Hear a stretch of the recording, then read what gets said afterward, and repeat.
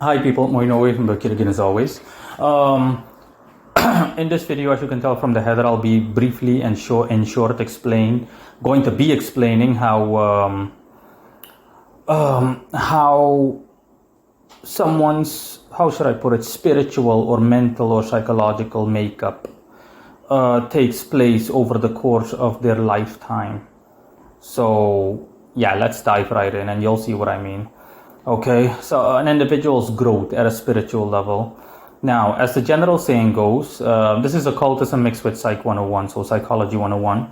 As the general saying goes, people are generally speaking the product of their environment. Bear in mind that everything I'm about to say applies to most people. It's the general staple in relation to how things work, how the world works, but there are exceptions, obviously. But bottom line is, the general rule of thumb is that someone is the product of their environment at a psychological level, generally speaking, up to a lesser extent physically, or subsequently physically. Now, the environment that you as an individual grow up in, mentally and physically, you grow between the ages of 0 and your early 20s, roughly estimated. Let's just say estimated up to 25. So between 0 or from the age of 0 to 25, so when you're born until you're an adolescent or a young adult, you're still growing mentally as well as physically, specifically mentally, especially the first 10 to 12 years are of utmost importance, especially for your mental growth. Now, as the saying goes, same tree, same apple, like I've said. That's where all these sayings come from. When someone grows up, the environment that they're subject to, or that they're exposed to when they grow up, the specific details being dependent and reliant on their gender, their gender, that's the only thing that comes to mind, plays a role. So for example, for women, the environment they grow up around and the kind of people they're surrounded by will automatically influence and shape them into whom they are, or whom they will become. For women, it applies to the concept of femininity.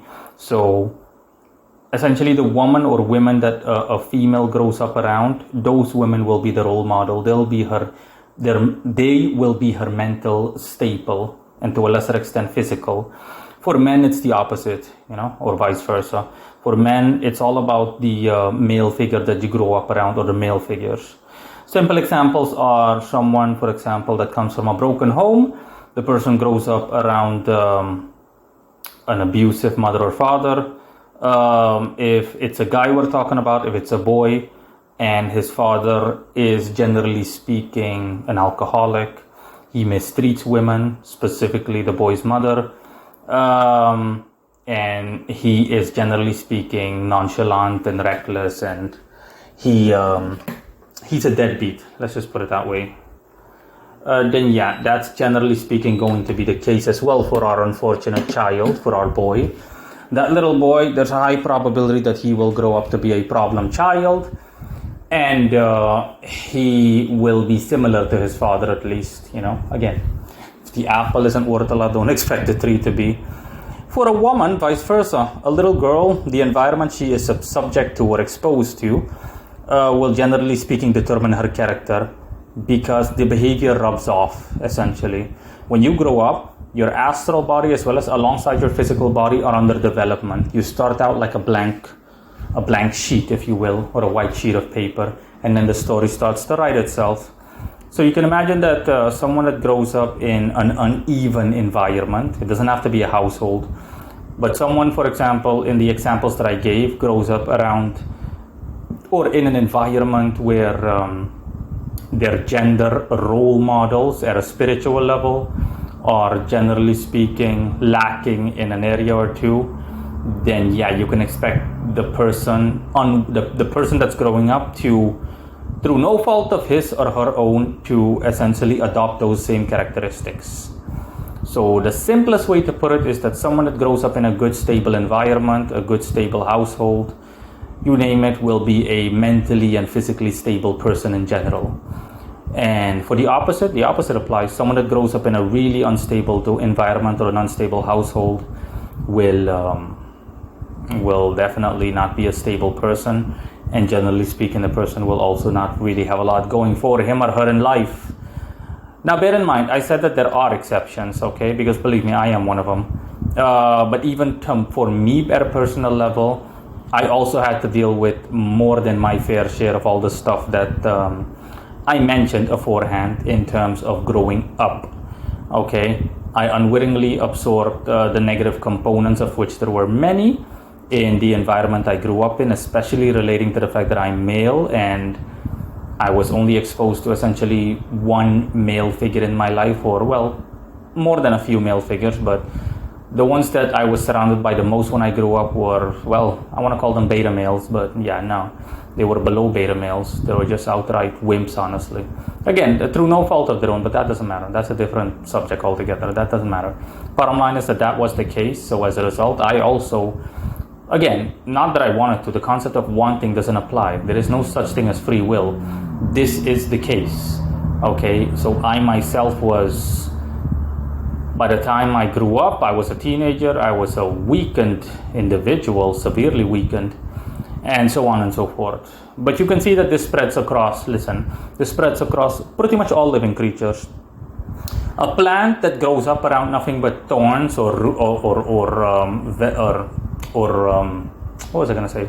A plant that grows up around nothing but weed will himself or herself or itself turn into a weed.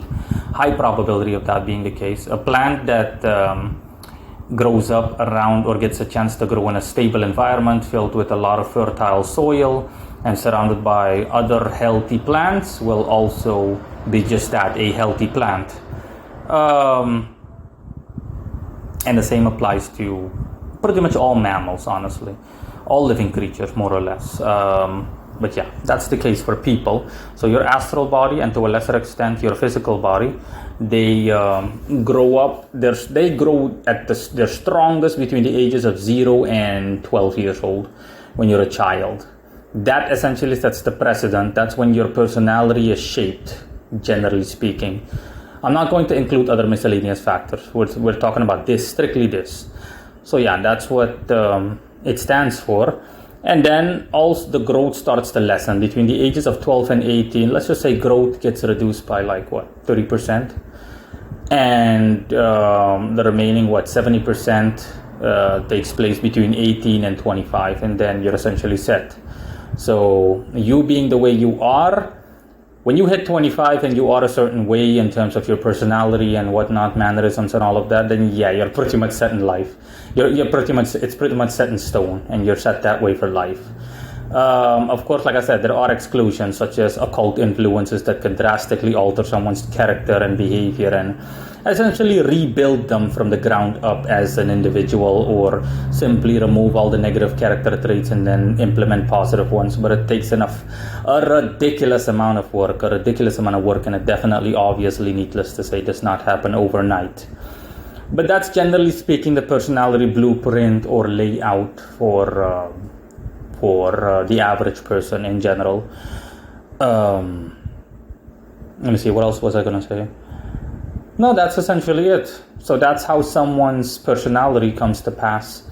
And of course, like I said, the more pressure, whether it be positive or negative, the greater the influence, whether it be positive or negative, on one's astral body, obviously, which makes their personality, or which is their personality, and or